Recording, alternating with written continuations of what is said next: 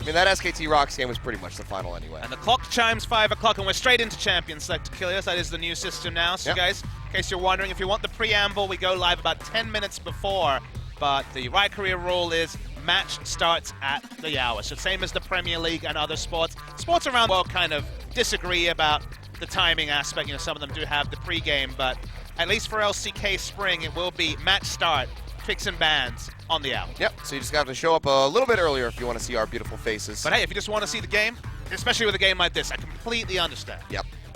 Our feelings will not be hurt. But into the ban phase, you can see the Rengar going to be taken off the board here by KT Rolster alongside with the LeBlanc. You have to expect that Camille will be the third and final from them. Longzhu, we'll see where they want to go. They ban away the Misfortune, so looks like they might be fishing for that Zyra early pick. I mean, the Jace ban is actually a really interesting one for me, at least. They banned Jace on blue a lot. Smeb actually played it in the last series that KT played against BBQ Olivers, but they've been banning it against every opposition, even top laners you wouldn't necessarily think as big Jace players. And they banned the Zyra, so I guess Malzahar is shaping up as a very powerful first pick here. Might be overlooked. Kha'Zix also is a big jungle pick that's available. Definitely suits Crash's play style, since he can't get his hands on that Rengar, but it will be Malzahar. So we have seen this flexed into the mid lane as of late. So Pawn was the first one to actually bring that back into mid here in LCK. But with those big focuses around the supports in the bottom lane from Longzhu, you have to kind of anticipate the Malzahar will end up down there. But Varus and Kha'Zix very swiftly picked up for KT. Yeah, a lot of power there on the red side, but Crash actually insta-locks the Elise, pick that he hasn't been going for as much this year. Let's see if it's something that kind of balances farming playstyle with some more ganks. And Jhin, okay, so it's going to be Jhin Malzahar. Ashe is going to be overlooked in this draft, even though Prey is synonymous with top-tier Ashe play. Going for a bit more of a risky choice, a regular wave clear for the Jhin is fine, but not necessarily on the same tier. And now that it's potentially going to be Varus Karma, there's probably going to be a pretty significant wave clear advantage on the side of KT, even in a world where we see the Karma flex to mid. Yep. You can see right off the board, as we spoke about it, Fly, his Talia, will be banned away, so don't want to put him on that big pick. So Longzhu really want to ban Maokai in this scenario. Even though Smeb is not necessarily the Somedays of the world, or Marin, for example, Maokai and Kha'Zix have a lot of synergy. You need a beefy frontliner to complement what Kha'Zix is bringing from the jungle, which is pure damage in most cases. It is KT that have the first pick after we get through the banning phase. So let's see if we do see Longzhu ban that Maokai, they just give it over to Smeb. And wow, it's actually KT that ban the Maokai, so maybe they have something completely different prepared. Worth noting that KT last time out played a very carry-centric style. It was Kha'Zix with no tank. It was actually Jace top, Kha'Zix, very much a poke comp. But it just felt like they outskilled BBQ. BBQ put up about as minute a defense as possible, and KT rolled through, especially in Game 2. Let's see where KT decide to go. Ostensibly looking for their solo laners. A lot of flex picks available. You see that hover over the Zed. Now we'll see that one come through. Just not been in the meta for quite some time. Do have Orianna Cassiopeia as well available in mid, and we saw Faker do some wonderful things with that Cassiopeia pick in Game 1 yesterday, but it will be Orianna for Pawn to start things off. I actually really appreciate giving Smeb the counter pick on Expression. Expression's the one with a very eclectic top lane pull. We already saw him try Jax earlier this season. His Singed is there as well. I feel like Expression will get more out of that last pick than potentially Pawn. It doesn't feel like Pawn is counter-picking for mid very often. You know, he was blind picking Ryze in his first series. Corki blind pick makes a lot of sense, and wow, okay, blind pick Kennen. We'll have to keep tabs. We've seen two flavors of Kennen. Marin exclusively AD on-hit Kennen. Cuvée took it away from Marin in the same series when ability power. So AD Kennen is the stronger laning option, and I guess, you know, we come back to the word flexibility. It's nice to pick a champion like Kennen because now you can look at your opponent and judge whether you need to focus on lane. Let's say it's an Aurelia lock-in from Smeb, who has played that champion before. Then AD Kennen is much, much stronger. If it's an easier matchup, you can consider the AP Kennen, even though I feel like after the changes to the ultimate, backloading the damage after the CC, I feel like AP Kennen may have kind of seen its swan song because getting reliable damage just isn't the same as before. Those big Smeb initiations, the famous one back at Worlds, so much more tricky to pull off without a lot of setup CC. Yep, well, I mean, that's what Smeb is bringing to the table now with his Nautilus pick. A lot of setup CC. So just going to be looking to, pop Prey up with that depth charge, maybe even fly. Because he can Valkyrie out all he wants, but that depth charge will be chasing him to the ends of the earth. Really like the red side draft from KT. You have so much reliable wave clear between Orianna and Varus in particular, who makes every bot lane 2v2 just complete inaction because you can just hang back and wave clear from off the screen. The snowball to get ahead of KT and actually close the game is so difficult because the wave clear is there and they're the team with the cars to kind of snowball themselves. So they needed a tank last pick. They banned the Maokai. Clearly, Smeb wants to return to the Nautilus. Rox Tigers were flexing Nautilus a lot during some of their successful periods last year. No surprise that Smeb will take it up top. Perhaps the biggest surprise is Crash on the Elise because it's not a pick that really is associated with him. It was the Rengar obviously this season, Rek'Sai in the past. Let's see if he varies his style, because he's been much more on the farming side after that initial Nidalee craziness when we saw him debut. Yeah, I think he's going to have to shuffle some things around if he wants to get the ball rolling here for Longzhu, because they need to get a lead early, or else KT Rolster could just snuff them out. Just play slow, calculated, and just choke them out in the end. And then it feels like KT has more options in the bot lane, but this is the all-star matchup, featured matchup anywhere in the world. Praying Gorilla versus Death Martyr, standard lanes. Get hyped, because it should be awesome. All right, it's going to be a feat to behold, so let's go ahead, not waste any more time, and dive onto the Rift for Game 1, Longzhu Gaming versus KT Rolster.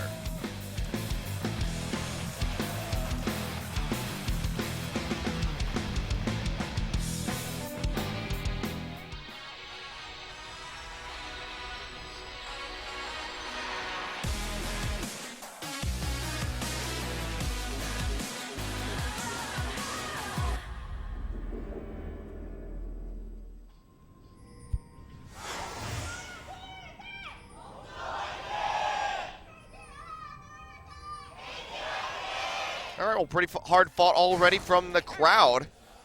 As you can hear, lots of Longzhu fans coming out to support. It's a really fun one because you look at the two lineups and you're like, well, one team has one player and the other one has two players from the lineups that took to the Rift last year. So probably a lot of fandom coming from the returning players from China, the players moving. I mean, the Rox Tigers fans, like, I imagine most of them have splintered around. I guess mathematically, maybe you go to Longzhu because there's two and it's the complete bot lane, but Smeb, clearly, handsome man, has a lot of female fans as well, so really interesting to see where everyone goes. Little adaptation that we saw last time out that I want to point out again.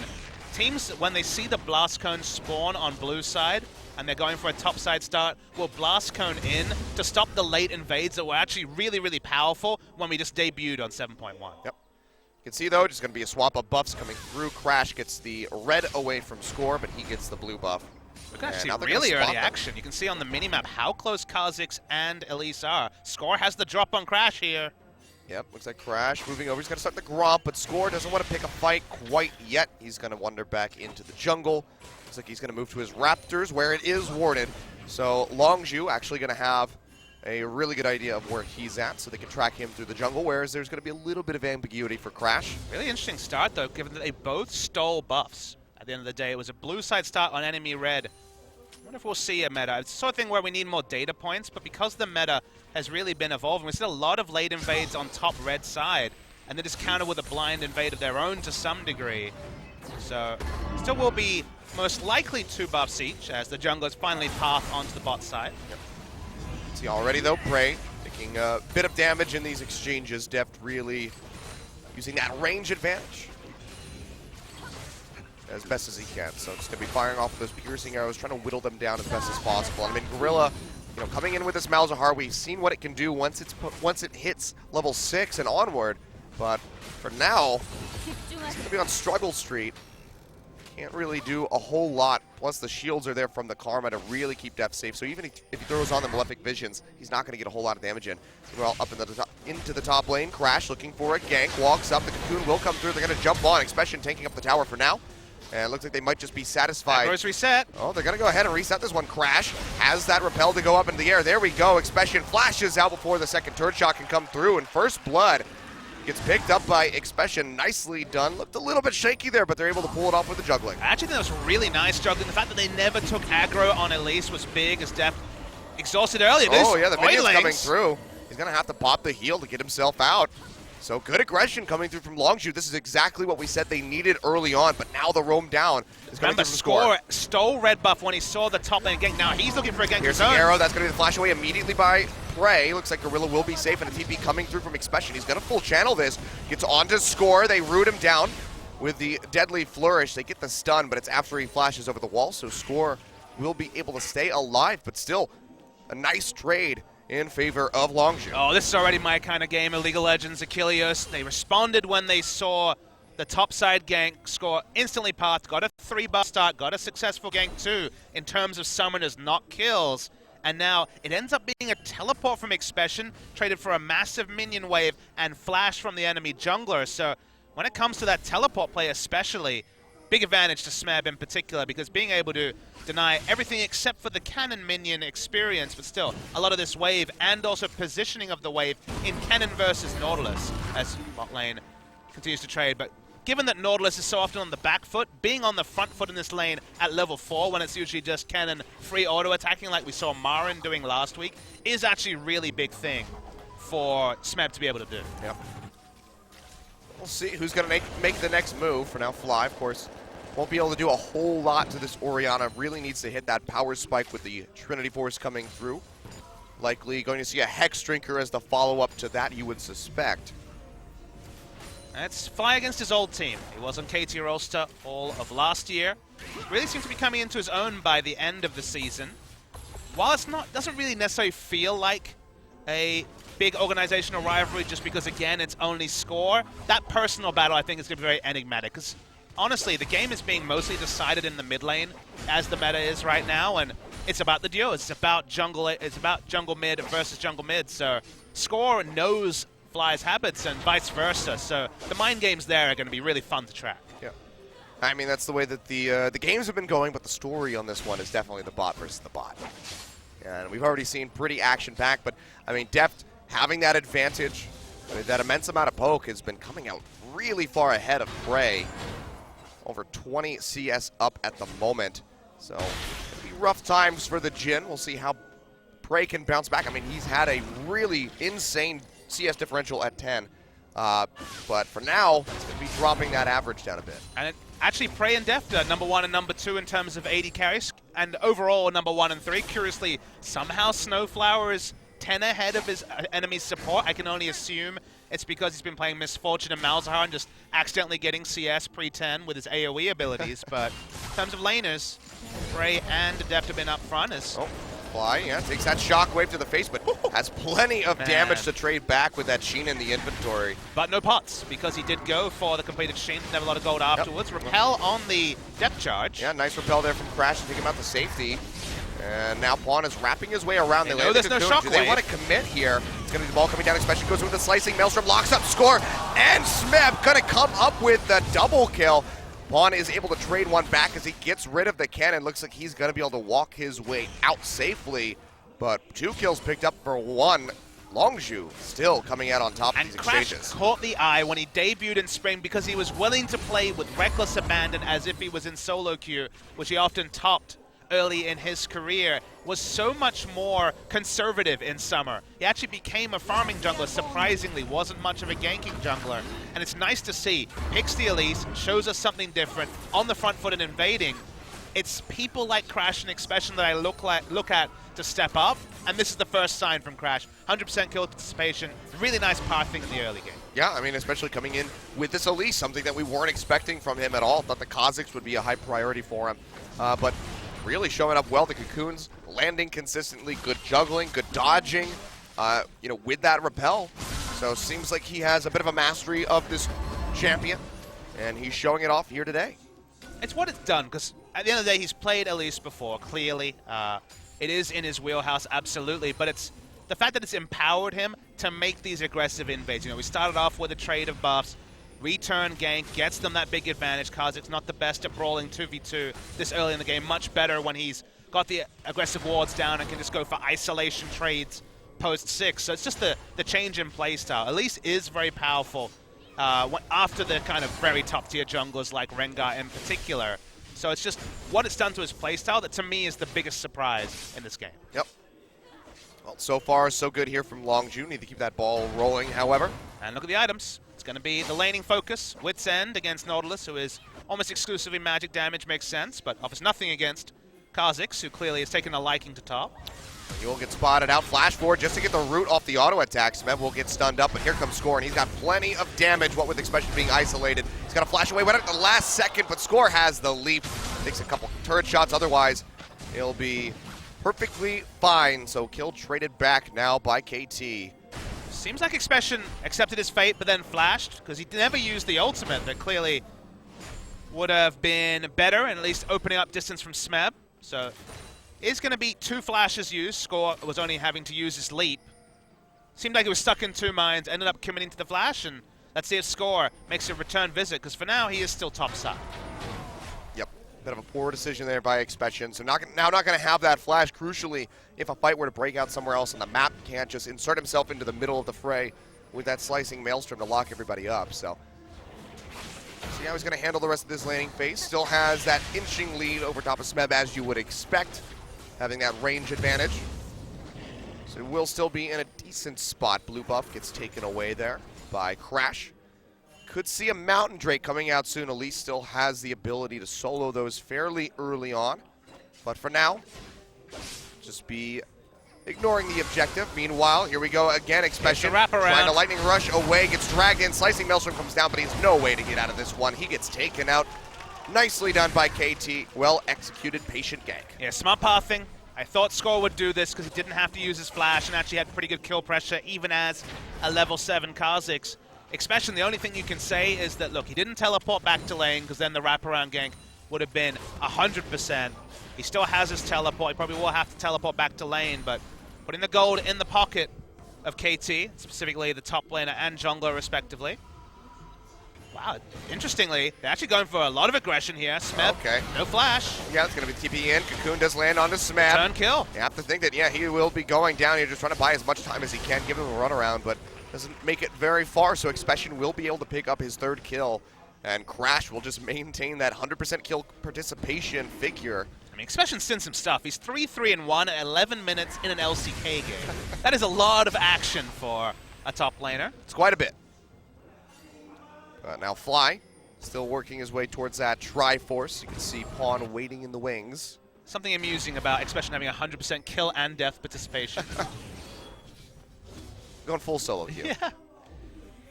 Oh boy, Teleport. This is another really aggressive TP coming through, this time Smeb. Gonna cancel it right at the last second. And he's actually still in base. It wasn't like he was up top hanging back under a turret. The turret is already so low, that could just be the first brick going over to Expression really early on into the game. 12 minutes on the clock. See if he's able to hammer it down. He's taking his time clearing out that wave to shove it up, but he'll get a little bit of damage in. Don't think he's going to be able to claim it right here, but still. Kha'Zix hasn't shown, so there is some risk to Expression walking up. That's why he's not interested in taking more free autos. It's, yeah, it's a whittle down quite low. Meanwhile, Prey can see still having a bit of a hard time. He's sort of running it back with the CS, though. Down 14 at the moment. Wants to recall, but can't with this wave crashing in, but has to be so careful because Score is just waiting in the brush, and I don't think that they've spotted him out. Piercing arrow thrown out, won't find him. Deft getting rooted. That's going to be the curtain call coming through on the backside of the Nethergrass. Score now has the exhaust ticking. 4th shot, won't be able to find him though. Mata body blocks.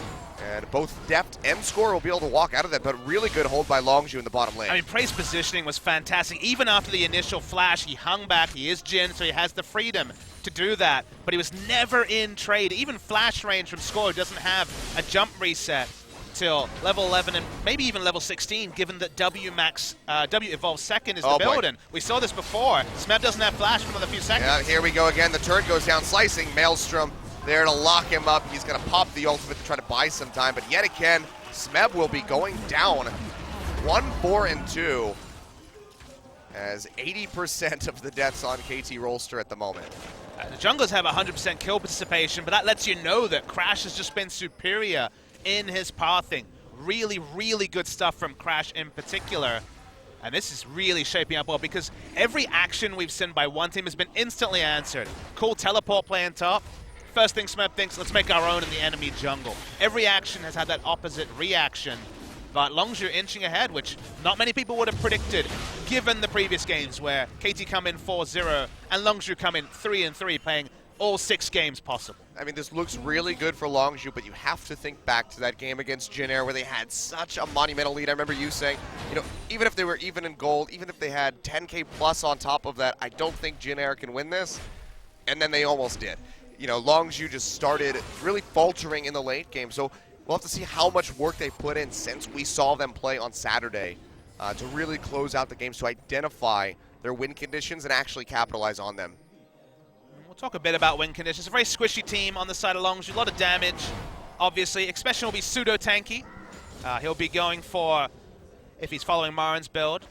I mean, honestly, it's AD cannon, on-hit cannon, so Frozen Mallet, Hurricane is pretty much the staple, and then everything from there is situational. Etc. Marin was Wit's End, Blade the Ruin King, just to have mixed damage that nobody could handle in the 1v1. The Blade the Ruin King would really help him against the Nautilus in particular. Except Camille, as it turns out. Camille can handle that pretty well. Oh, Camille. I mean, Camille on 7.1. Send a couple of champions, because that's, you know, it's a meme in itself, but very, very powerful. The only champion we've seen actually deal with Camille effectively was Amazing J on the Darius over in LPL. Yep. Nerfs coming eventually for Camille, but 7.2 notes came out today. That won't hit competitive play for a while, but no changes to Camille there, so don't expect those red side bans to change anytime soon. Yep. Let's get that nice, fat Triforce proc true damage coming through. I think that's a mechanic they want to keep. They don't seem to be changing that particular mechanic, but a lot of other power shifts coming through on 7.3. Be the hero. If that steal actually happened, that would have been, I think KT just basically opens mid at that point. But Mountain Drake will be picked up by them. We can see it's going to be an Infernal to follow up, so keeping things nice and spicy here on the Rift. But Longzhu still trying to press their advantage in mid. You can see Fly really making use of that Sheen, knocking down the turret. Gets it pretty low to kick things off. Haven't seen any swaps yet. Looks like we might be seeing one now as Prey is starting to hover his way over towards that mid lane. So what with the tower being gone and bot could just go into mid, but looks like he's changing his mind. You know, Longzhu want to keep the pace of this game up as much as possible. Basically getting to the point where Varus Orianna will stall for days, so being able to push up specifically your control wards is very, very important on this Longzhu comp. Let's talk a bit about the cannon build. On-hit cannon is a new thing. Well, it's a novel thing, I would say, worldwide. It is by far the favored build in Korea, and it was big in China, actually, towards the end of last year. Laning focus, but what it provides in fights is that you won't have the upfront burst that you normally associate with cannon, but because you have often Mallet Hurricane, you have initial catch CC into more CC. Speaking of catching, that's a Nethergrass coming through on Napon. Nice. Beautiful flash forward by Gorilla. Locks him down, and that's going to be a kill picked up here for Crash, as well as the assist for Fly. So he'll get himself on the board. That should just be another turret going down. 2 tier 1s picked up by Longzhu, just keeping the heat turned up against KT. And the control ward that I talked about in mid was one of the reasons why he could even get in flash range to acquire targets. So keeping up the vision, pushing up the vision line is so important against these double strong wave clear teams. Oh, look at this. Looking to try and complete the rotation. They're still wave clear, not much of a wave here for Longzhu, so they will go ahead and have to peel back. So they only get a little bit of damage chipped away onto that turret. Things were looking a little bit scary there for Deft, but Crash showed himself immediately. Speaking of which, now they spot him out in the brush. Hit him with that Mantra Q, Mata. Flashing forward, trying to get the tether in. Smeb flashes over the wall. The dredge line not gonna connect. Wow. Such a crucial miss, and Crash, he'll just be able to skitter his way up the river. And the investment was massive from Smeb. Teleport and flash, both thwarted just by a single flash of Crash, who flashed very early just because he saw the teleport coming in. Rest of KT are going to walk top. They could get the Herald buff. Maybe that would help the Nautilus in the 1v1, or just give it to Score for a bit more kill potential. And again, just finishing the point on Cannon.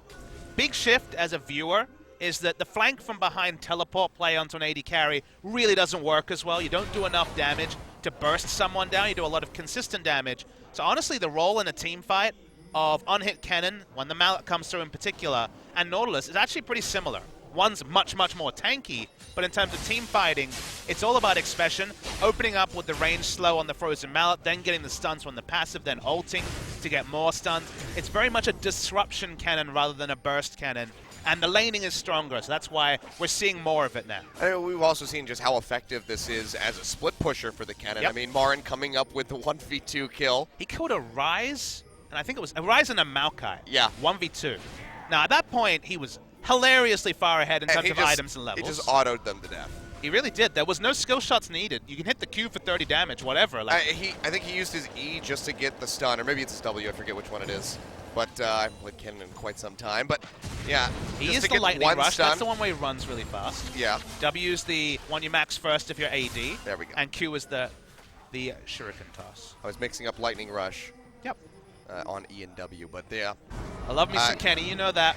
I'm all about the cannon top. Yep. In and out of meta. AP's more fun though. You're an unfortunate person to meet in solo queue. I mean, there's not that much Cannon in solo queue, so it's a bit of something different. I'd rather be a Cannon player than a Riven player. Okay.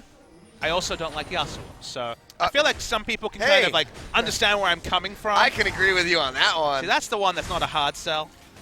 No, not at all. I don't subscribe to the Yasuo channel. Maybe if it was a Watch Yasuo Die channel. There was that Salty Teemo back in the day. Yep. Salty Yasuo, there's a missed opportunity. Salty Yasuo is what you get in solo queue, but as a Twitch channel, it'd be something new. I think that one would really blow up on the subreddit. A lot of people would watch that. Smab maybe looking for a flank on the Fly. Does have everything available except for his flash. Go ahead and walk out here, but Fly, he could just cut right back up to the top side of the lane. He'll be all right. Meanwhile, Expression, he's got alone time with this turret in the bottom lane. Doesn't have the ward coverage to make it safe. No wards at all on the blue side. Saw the members standing downwards and had to respect. Worth noting that because there is no true AD, apart from the Cull and the Doran Blade, not that quick in taking down the turret. When the Mallet comes through, there's a bit of AD on that item, and also the Jorum's Fist that he's completed. High attack speed is often the equalizer. I'll see which way he wants to go. Again, we kind of talked about the potential of that Blade of the Ruin King. I think it might be a good pickup, just because he has that percentage HP damage to really help cut through the Nautilus. Mallet into situational. Even Rage Blade is worth thinking about. That could be. He'll fly.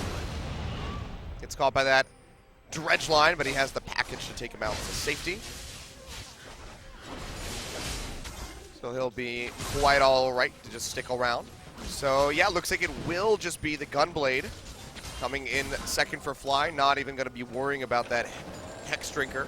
Could see it come in a little bit later, but really just have that one source of AP damage from Pawn. Nautilus won't be doing a ton. And it's not Syndra, right? If it's not targeted magic damage, so Corki played often shouldn't be in range of the Orianna's. Yep, it's gank time. Yep, especially not much you can do. Push way too far forward. Did get a lot of damage onto the tower, but drew the attention of Score up to the top lane, and that's an Infernal Drake picked up for Longzhu with a second one on the way. So important, Achilles, when you have a pseudo-pick comp, a siege comp as well, that wants to really close the game. Closing against Orianna Varus is so difficult because they lose the minimum every time. Every turret, you're kind of having to strangle them out of everything, send multiple members, threaten dives, just to take a turret. And without a true tank, it is pretty hard. You don't have a Nautilus to walk next to the turret as... Rash goes low, but Score, he's getting hit up by that Nethergrass call, comes through from Bray, looking for Mata. One more shot ought to do it, but just finds Pawn on the other side. A lot of damage on Pawn. And yeah, that's going to be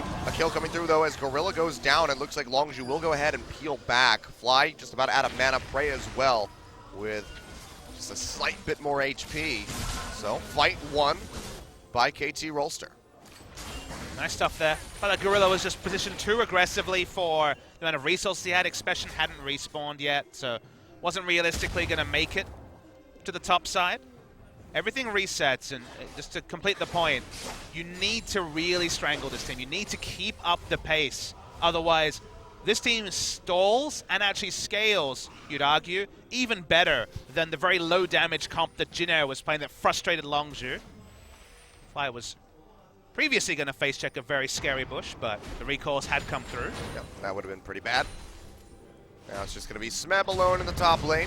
Fly will push forward, try to keep that wave crashing against the tier 2 turret. And as the story has been all games so far, it's you see one thing from the other team, you react. You see this team comp, and you're like, actually, I can't afford to get Hex Drinker mid-game. other kind of incremental building block items. I need the most damage possible on Corki. So Sorcerer's Shoes, Gunblade, Trinity Force Corki. The next items don't offer a lot for that build. You can get an Infinity Edge, you can buy a Bloodthirster. It's not, attack speed crit. It's not a very clean build like most AD carries go for. It's the most mid-game power possible. And they want to take this game in the mid-game. Does Longzhu. This is where it gets hard. Actually pushing up wards to be able to take something like Baron. Trying to get some vision in. KT just all sitting in the brushes in the darkness, so Longzhu can't push much further forward. And a red buff Crash doesn't want to mess with that one. He'll be handed over to the Deft, who has actually built a very early Edge of the Night. Edge of the Night, very useful when it comes to... And we can avoid that Nether Grasp. That's a big one. The burst from Corki as well. It's not really clean in avoiding the Nether Grasp because at this level play, you almost always see flash Nether Grasp, so you don't really have time to be just channeling the spell shield. Often we've seen it best used when you're Jhin and there's a Bard on the enemy team and you want to stop the initiation and score. Oh, Fly. He gets caught, but that's going to be the... Wow, lockdown coming through from Bray. Finds him with a deadly flourish. Is able to snipe him out with the curtain call. Crash. Now Deft, he will juke back. Not going to get caught by the cocoon, but Mana gets locked down by the Nethergrass. Big shockwave going through. Helps take out Gorilla. Deadly flourish connects yet again on the Mana, but they just can't get the kill to come through. So that is just going to be a 2-for-1 pickup. KT coming out on top, but Expression yet again just whittling away at these turrets. It's only whittling. It's not chunking. Like it's going to get down to about 50% health. Longzhu being really interesting here. They're going for a very, very aggressive two-man Baron. There's no way KT is expecting this. Yeah, have no vision of this. They see Expression in the do bottom it? lane. They're so Crash low. goes low. They're going to have to peel back off of this one. Bray, he dies. Oh no, what a botch take. Longzhu suffering heavily for that one. There's the assist ping. That's probably coming through from Prey, being like, where were you guys? Well, you saw them die, so it seems pretty clear where they were at. A lot of action here instantly. It looked like Score had the drop, but Jhin was on the side of the map, was really there good to deadly react. flourish. The deadly flourish, as you say, got the first kill. Def gets slowed, and that's what really empowers Crash to walk up. But it ends up being an overinvestment. Pawn's in the right spot. Gorilla just dies to one rotation of spells and an auto attack from Pawn. Wonder who made the Baron call. You remember that famous video we had last season where Samsung who made the Baron kill, and obviously it was Ambition. I really do wonder who it was from Longzhu. I have to guess that it was probably Crash. He was probably like, you know what, I have Spiderlings, we can tank this, but just not nearly tanky enough at the moment. I mean, you can see he didn't go for a Cinder Hulk, has the Leonder's Torment in his inventory, hasn't really built anything to beef up the Elise other than a Ruby Crystal. And last season, the big Drake and Baron taking duo was Malzahar mid and Elise jungle, just because the Voidlings and also the Spiderlings tanked up Baron so much. Worth noting that nothing has changed for Elise, but Malzahar's Voidlings now, because of their 3 HP or 3 hit mechanic, do die to neutrals basically instantly. So no longer is Malzahar's support or Malzahar mid adept at taking those neutrals. Still does damage to them for sure, still is respectable, but it's not, I have Elise and Malzahar, so don't even need a tank, just going to DPS it down for free. Yeah.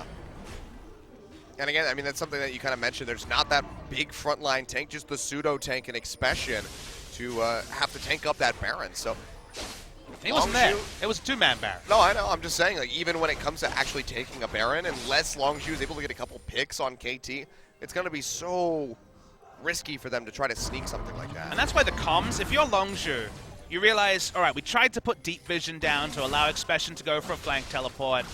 When they've got Varus, Orianna, and just the pick damage of, say, Nautilus, Kha'Zix, getting the vision past the enemy red buff is impossible. They're not able to do that.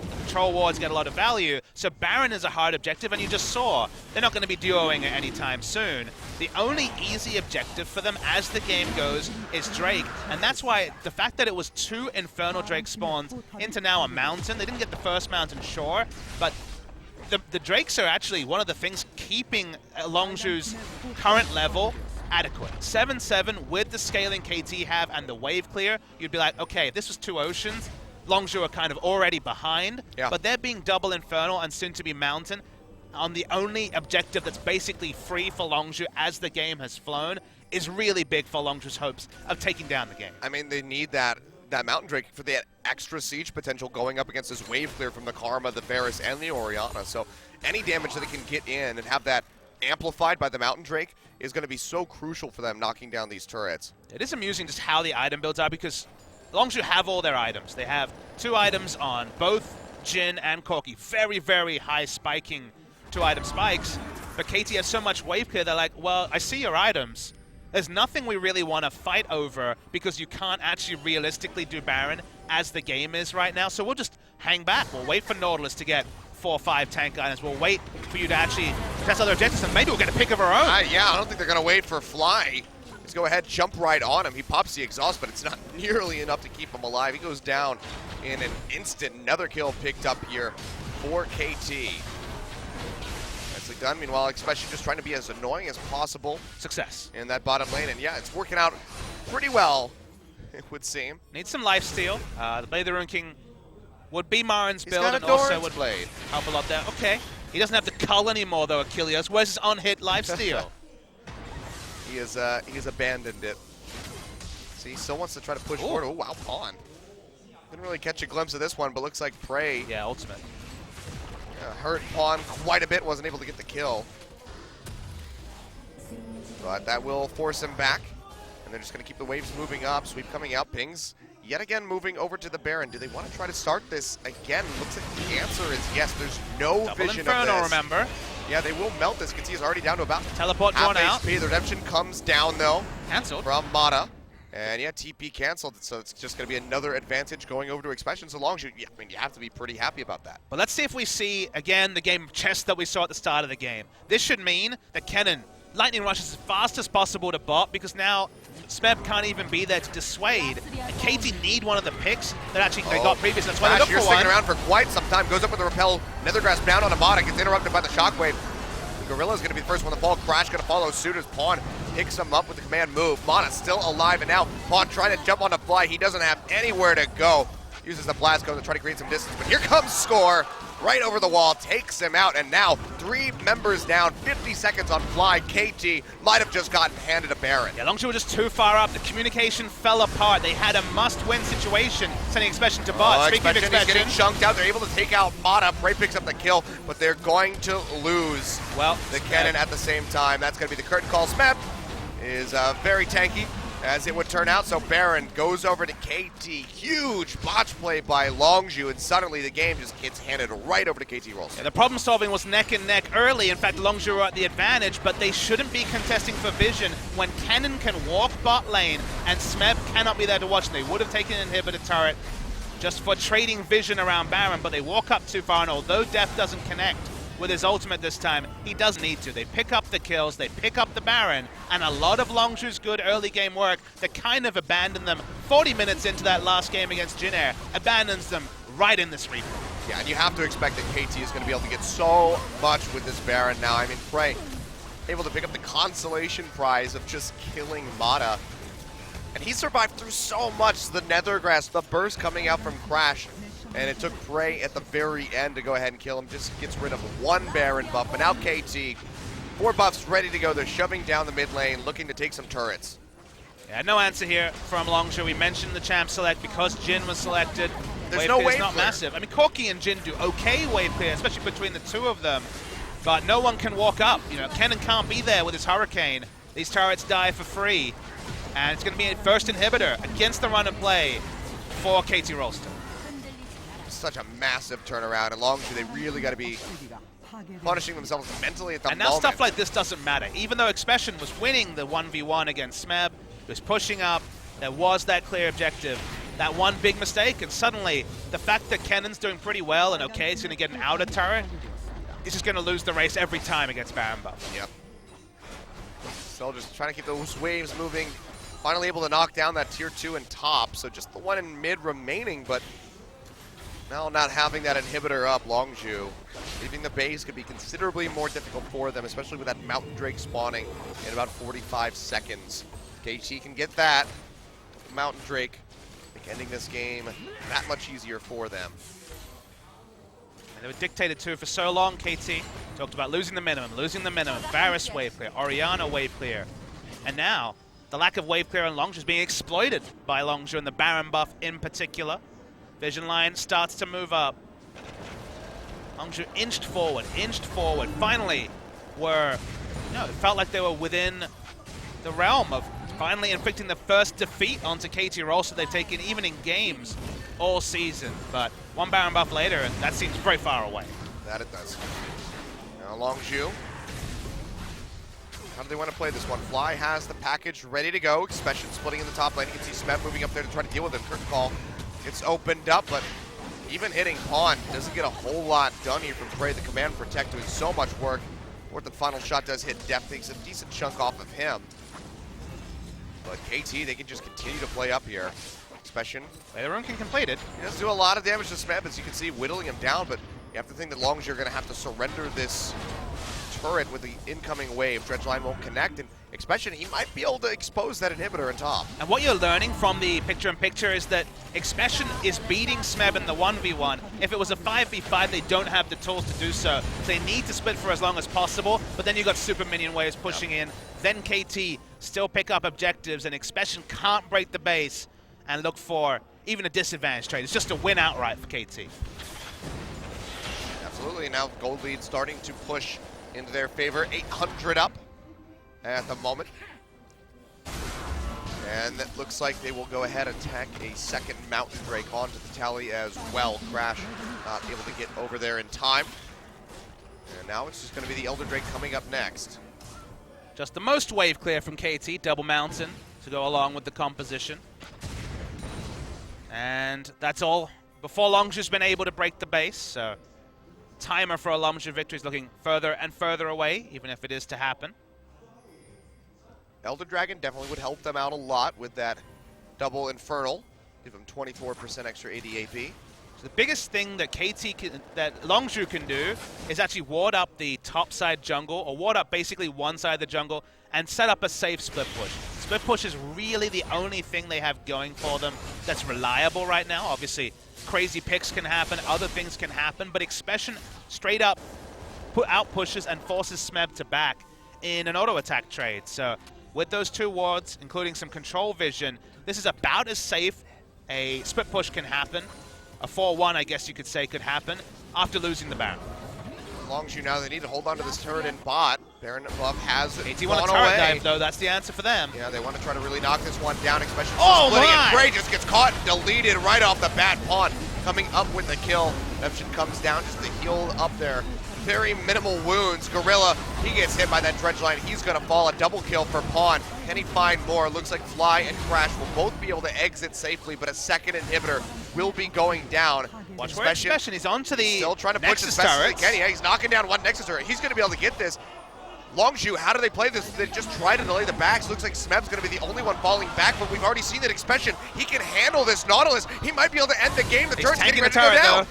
He's tanking the turret. He's not going to be able to end the game. Achilles, and actually going to be KT that's going to be looking for the finish. Oh, so close yet so far away. Expression.